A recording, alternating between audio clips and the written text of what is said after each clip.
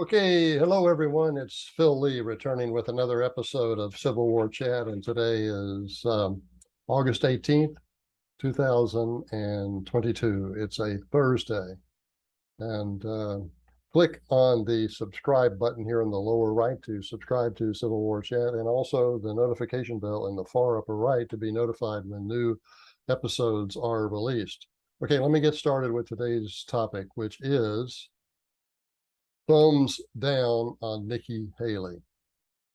When speaking a month ago about Middle Eastern policy, former United Nations representative and South Carolina governor Nikki Haley said that, quote, the next president will shred it, meaning Biden's Iranian agreement, on her first day in office, close quote.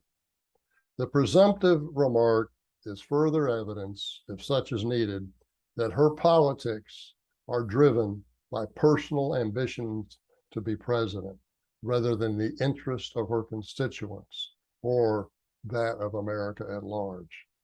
Not only is her record far less impressive than that of Florida Governor Ron DeSantis, she had the woke-infected audacity to add, quote, if you want something done, ask a man. If you want something said, ask a man. But if you want something done, ask a woman, close quote. Well, I won't excuse her misandry. Most of all, I cannot excuse her act of sacrificing Southern heritage to further her personal ambitions.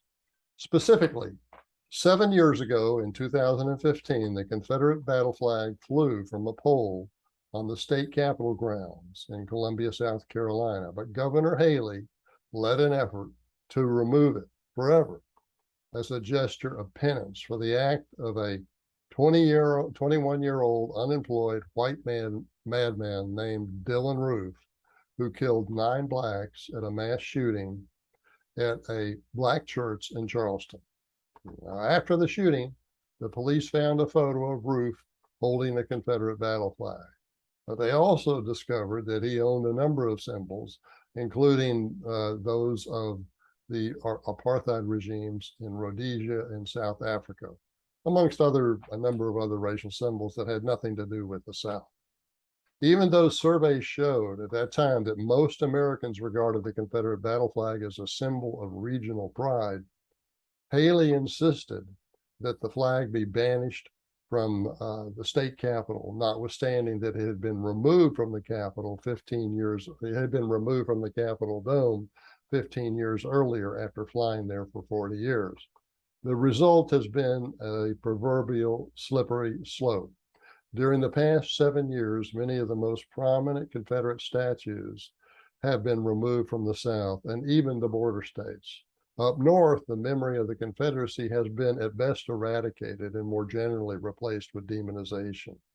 Washington and Lee University is on the verge of dropping the Lee namesake, even though the administration won't admit it.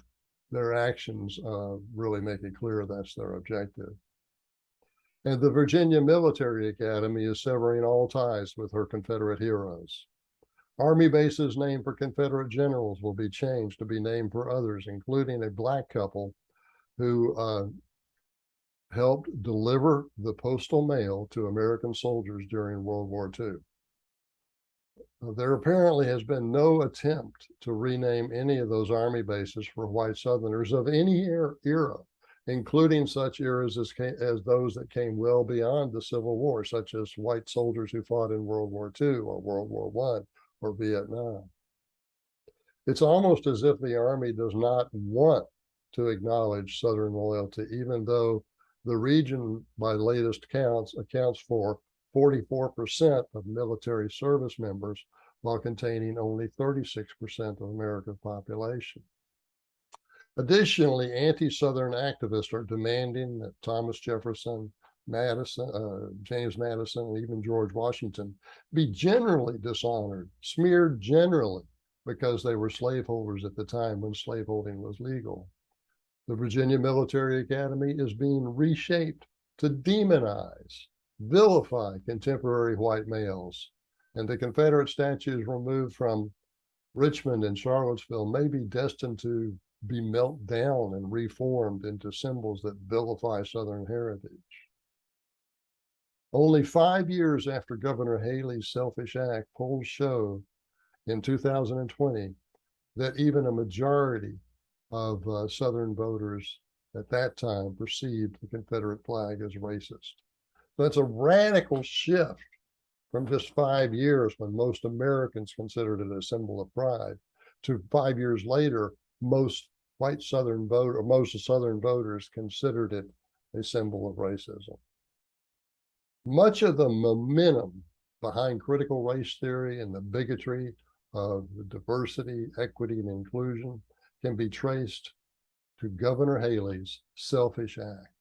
Her personal ambition was and remains more important to her than her responsibilities to tradition and her constituents and to the good of America.